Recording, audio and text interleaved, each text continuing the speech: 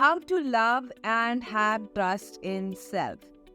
What a beautiful question, And I personally feel it's been a journey for every person, as long as I understand, who has especially had gone through some sort of a separation anxiety in the childhood, or maybe some sort of dysfunctionality in the childhood, where the person started feeling that they cannot trust in their instincts and they cannot believe in themselves. And I guess it's been a journey for quite a lot of my students where they lost themselves somewhere on the way and they gathered themselves. So I would like to address it a little bit from the point of view of going backwards in time to understand that I always talk about the human evolution, and I always talk about how our brain and how our psychology has developed and evolved. So about 7.5 million of years ago, when humans were trotting on this planet, their concerns were only to remain safe, to remain comfortable, to eat, to breathe, and to survive, right? So I think pretty much in that time, when there were Neanderthals, etc., those humans, I don't think they had any sort of a concept of love, but they did have a concept of trust. And I think that trust is on our own judgments. And back then, all of those human beings were simply, going by their instincts and understanding where can they feel safe and how can they be safe, practically safe, because we were at the lowest of the life chain and the rest of the species were on the top of the life chain. So prime most importance was given to the safety. So the trust in your own instincts is quite inbuilt in human beings from 7.5 million of years. Okay, so we all know what is safe and what is unsafe, especially in our physical environment. Now what happens that about 2.5 million of years back, when the mammalian brain evolved, we started living in the tribes and we started living in the communities. Now as we started living in the communities, we started interacting more and more, and the leader was chosen for the community, and the leader was given the best of the things from the community, and you had to please the leader. If you do not please the leader, there were chances that you would be thrown out of the community, ostracized out of the community, and you would have been, left on your own, and that would create a question mark on your safety. Because when you're living in a community, there's quite a bit of protection that you get from other people. Say you're sleeping and somebody's guarding the door, cave door, of course, and the tiger is approaching. That person can wake you up or can fight with the tiger or whatever that can be done, but you are safe, right? But imagine if you're ostracized because somebody in that community, especially the leader, didn't like you. Now there comes the question mark on your emotional safety, right? So now let's come to the today's human beings. So we do have our reptilian brain and we do have our mammalian brain, right?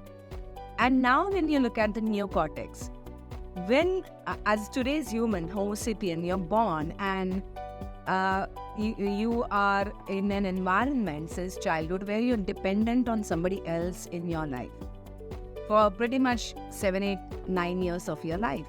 And your physical and emotional safety depends on the people in your life. Now, in that young age, your neocortex or your conscious brain does not come in action. It's gathering information, but it doesn't come in action because you're wired with that immediate instinct that needs that care, needs that, safety. Now think about it, okay? When you're growing up, if your physical environment is volatile or abusive or any sort of a dysfunctionality in your physical environment, is going to, create an issue in your judgment about your safety. Okay? as a child, when you're growing up and when you do not have the ability to walk away from that environment or fight with that environment, you are right there in that environment, frozen almost, and you have to develop your coping mechanism. Now, physically, you practically can't do anything. So, emotional safety comes in place. Now, as I said, the mammalian brain responds to the leader in the community. Same way, the leader in your community or your environment are the adults or the elders in your family. Now, for you to survive those years, and if there is a dysfunctionality in your family, naturally, you have to please the leader. So you cannot go against their wishes. And even when most often you observe this in the teenage, when you try to rebel the authority figures in your life, that could be your parents, your teachers, any authority figure, when you try to rebel against them, you're punished. So it again goes back to the same old fear that I will not be loved or I am not safe, whether it's physical or emotional.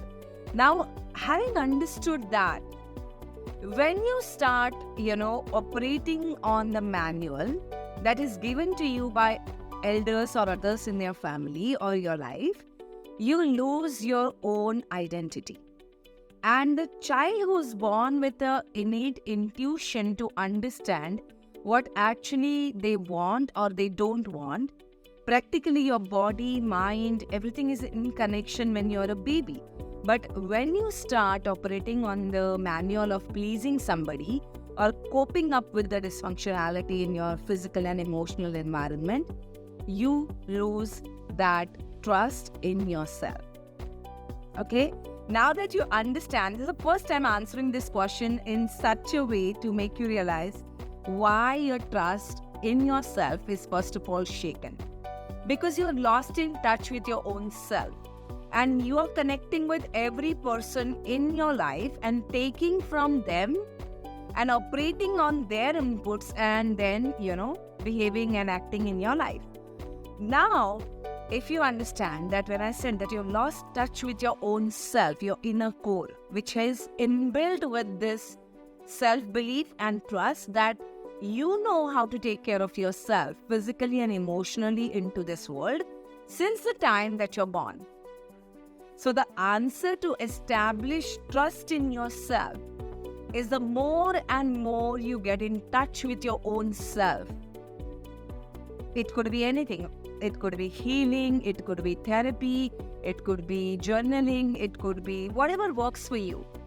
The more and more you get in touch with your inner self, the easier it becomes to trust yourself. I firmly believe that each one of us have the ability to live your highest potential. Only if you release the conditioning that you have acquired from other people and you have given away your power to their belief system and what they believe about you, you can easily start trusting in yourself. The more and more, my answer to that question is the more and more you connect with your own self, the higher the quotient of your self-belief and trust will become.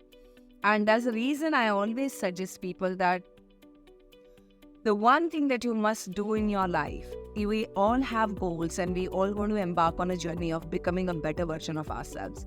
But when I ask people, so when people have goals in their health, in their relationships, in your career, in money, and ask people, do you have learning goals? Do you set learning goals? And most of the people say that, what does that mean? What is a learning goal? What got you here is not going to get you where you want to go, right? And there has to be, if you want to trust yourself, the primary goal you must have on yourself is what are you going to do this year or this month or this week or today? That you are going to learn about yourself. And there are two learning goals. One, you start learning about yourself, getting more and more in touch with your own self. And second is you start learning a new skill till you master it. Whatever area you want to master, you want to learn one skill that you want to continue to master. So 2 goals if you set for yourself and you embark on the inner journey and outer journey for yourself, you will see what you are today. In the next 1 month, you will be a much better version of yourself. And the moment you become a bit better, bigger version of yourself, your self-belief and your trust will go a little up. And it's a journey. So I hope that helped you, Milan. And I'm sure everybody got that answer. And you got the science behind your self-belief and trust. So high five to you, Milan. And let's give a lot of love to her so that she gets to know that she can trust herself. So let's give a lot of love to her.